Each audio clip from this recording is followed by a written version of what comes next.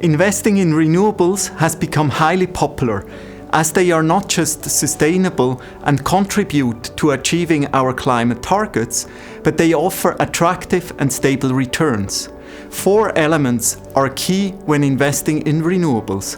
First, diversification.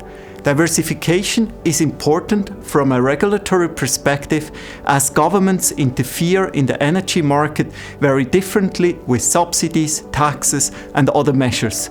As these interventions can change rapidly, it's important not to lay all eggs in one basket. But diversification is also important from a meteorological perspective, as wind yield and solar irradiation are very unevenly distributed from one year to another from a geographical perspective. Second, awareness of intermittency. Most of the renewables produce electricity only when resources are available. These are called intermittent technologies, such as wind power or photovoltaic. With all the positive effects that come along with such investments, particularly its large potential, there is increasingly a correlation problem. In times of high wind and solar irradiation, overcapacities are observed and electricity prices are low. The contrary happens in absence of wind and sun. Investors should be very cautious when hedging volatile production, as risks can dramatically increase. And then third, the anticipation of technological developments. While the mentioned effect of intermittency of wind and solar needs to be properly managed, it also creates opportunities.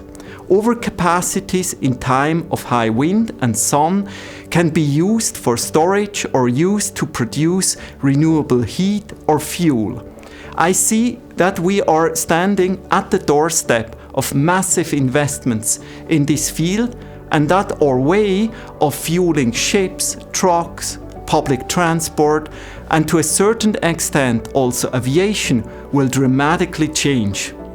We will therefore be hearing much more from batteries, fuels from biological origin, and fuels from non-biological origin, such as hydrogen.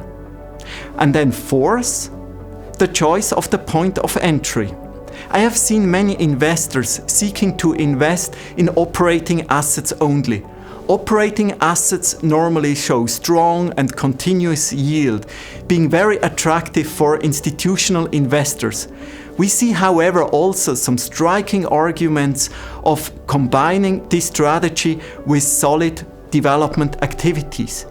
Earlier entries in projects allow for avoiding high development fees and provide opportunities to supply for new investments. Considering those 4 elements form actually a good basis for making renewable investments not just an ecological, but also an economical success.